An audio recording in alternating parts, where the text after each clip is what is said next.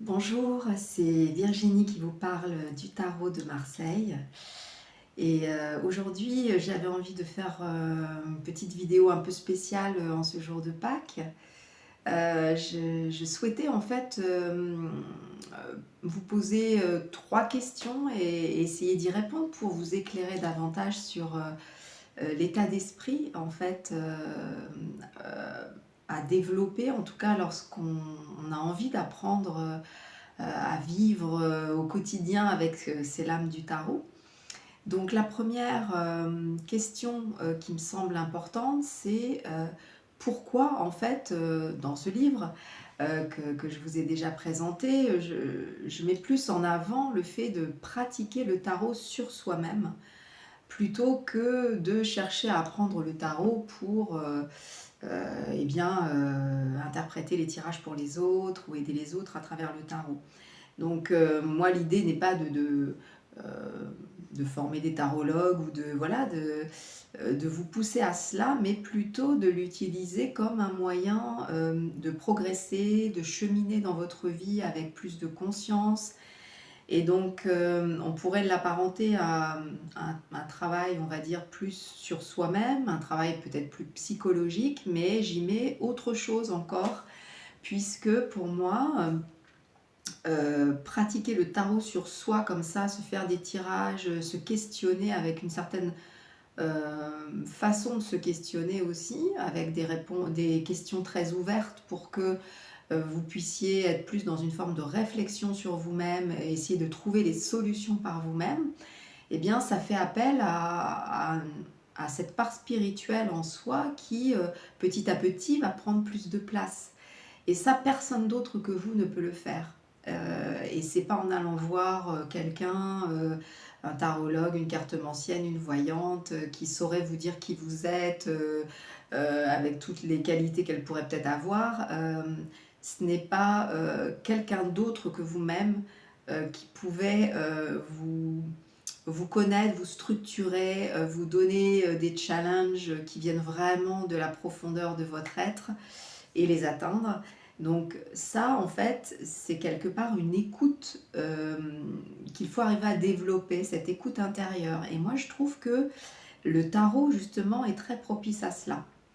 Et c'est pourquoi pratiquer le tarot pour soi, c'est comme une façon d'entrer en relation avec soi-même, mais cette part plus élevée de soi. Et donc voir si notre vie est en correspondance en fait avec cette part plus élevée.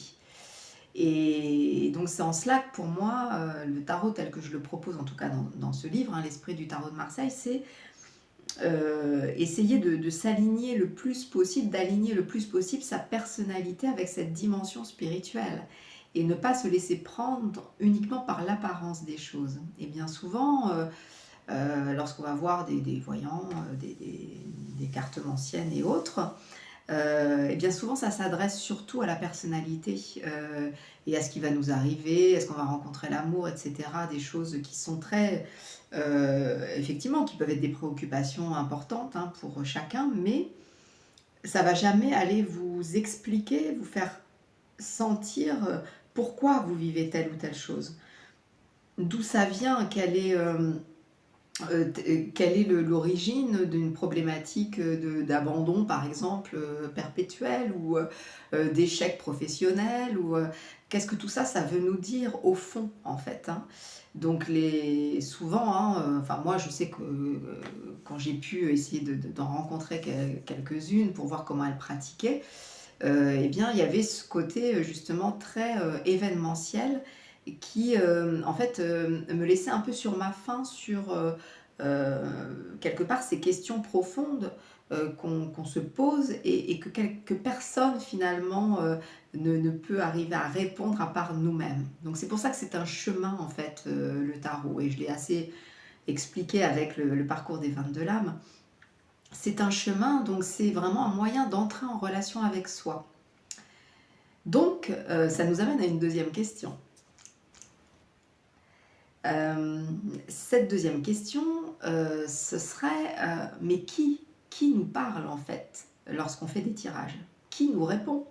Si on fait vraiment cet effort en fait d'aller à la rencontre de soi-même grâce au tarot, à qui on s'adresse en fait? Donc moi je vous dirais que, et c'est d'ailleurs ce que je développe aussi dans ce livre, c'est la relation à l'ange guide.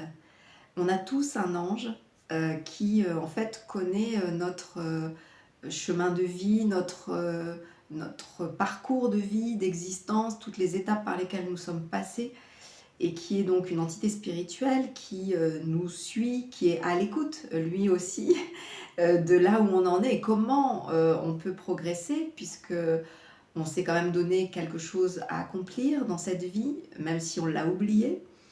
Et quelque part, le tarot peut être comme une sorte de déclencheur, de révélateur pour se rappeler en fait pourquoi on est là, quelles sont nos qualités, quelles sont nos faiblesses aussi, que l'on a à dépasser. Et en fait, tout cela, c'est le langage des lames du tarot. Il y a tout dans ces 22 lames, ce parcours des 22 lames. Donc, quelque part, notre ange, avec lequel on n'a peut-être pas forcément l'habitude de communiquer, eh bien cela peut être un super outil en fait de relation, un langage en fait, un alphabet que vous allez petit à petit apprendre et faire que lorsque vous allez faire vos tirages dans un état d'esprit sacré et comme je l'explique hein, dans le livre, avec une certaine éthique, eh bien forcément au bout d'un moment vous allez vraiment ressentir la clarté, la présence, le réconfort euh, de l'ange guide, l'intuition qui va se développer aussi au fur et à mesure, et cette fameuse écoute dont je parlais au tout début. C'est-à-dire petit à petit, vous allez davantage être à l'écoute de votre cœur, à l'écoute de cet être spirituel vers lequel vous avez peut-être envie de vous rapprocher. Donc si vous êtes vraiment sincère avec vous et sincère avec lui, eh bien forcément, les tirages de tarot vont vous éclairer. Voilà. Et donc ça m'amène à une troisième question. Cette troisième question, c'est est-ce que le tarot nous dit toujours la vérité? Eh bien oui, justement, si on est dans cet état d'esprit, le tarot est là pour nous dire la vérité. D'ailleurs, on les appelle des lames de tarot, donc comme des lames d'épée qui tranchent, voilà, qui dit la vérité. Et souvent, si on fait des tirages et qu'on n'y voit pas clair, c'est que il y a un voile, quelque chose peut-être en nous qui ne veut pas vraiment savoir la vérité. Mais si vous notez bien vos tirages à chaque fois que vous posez des questions et que vous les notez bien dans un cahier et que vous revenez dessus, vous vous rendrez compte que peut-être les jours qu'on suivi, quelque chose s'est éclairé et que vous avez osé voir la vérité. Parce que le tarot nous dit toujours la vérité. Et d'ailleurs, plein de gens le disent, hein, quand on apprend à utiliser le tarot, on fait, voilà, au tout début, on manque de foi. Donc, on peut faire plusieurs fois le même tirage, par exemple, parce que la réponse ne nous a pas forcément plu. Donc, on va refaire le tirage. Et là, on va se rendre compte que soit ce sont les mêmes cartes qui sortent, dans le meilleur des cas, ou sinon des cartes très semblables. Donc comme pour nous dire, donc voilà, il y a des gens qui testent le tarot au début et qui petit à petit se rendent compte d'une vraie sagesse derrière et qu'il y a un être, un esprit en fait du tarot. D'où le titre de mon livre, L'esprit du tarot de Marseille.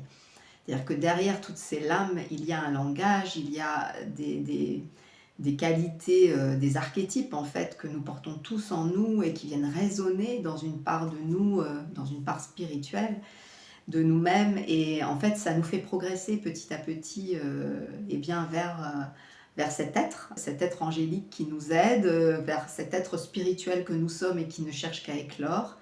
Et c'est pour ça que je voulais vous parler de ça aujourd'hui, jour de Pâques, parce que c'est l'esprit qui gagne en fait aujourd'hui. Et après une semaine de combat, quelque part, dans le cheminement de la passion du Christ, eh bien, ce jour de Pâques, c'est la résurrection. Donc c'est la victoire de la lumière, en fait, de la vérité. Et donc la vérité qui gagne toujours.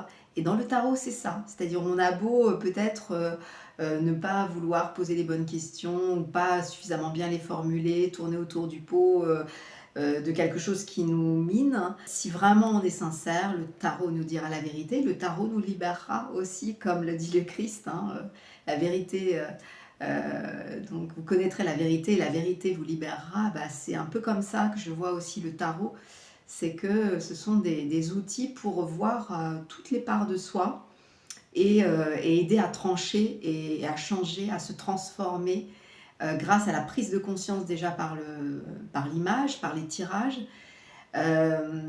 et aussi ensuite par la pratique de certains exercices, notamment que je propose dans le livre, qui vous permettent en fait de mieux vivre certaines lames en particulier, grâce à ces exercices de sophrologie que j'ai créés en fait dans ce sens-là, pour vraiment s'habiter par ces lames de tarot et qu'elles deviennent vraiment des parties de soi. Et lorsque ensuite vous faites des tirages, eh bien, quand il y en a une qui sort, bah, tout de suite, ça vient faire écho à cette part de vous-même. Et ça devient réellement un langage individualisé. Donc voilà, c'était ça un petit peu que je souhaitais préciser par rapport eh bien, à mon état d'esprit, par rapport au tarot, et puis en cette journée de Pâques, d'amener cette clarté, cette lumière par le questionnement et cette notion de vérité. Et bien voilà, donc je vous laisse passer une joyeuse Pâques et on se retrouvera bientôt. J'ai des idées en cours là pour repartir peut-être sur un parcours des 22 lames, mais avec une autre vision pour vous aider encore plus à approfondir. Voilà.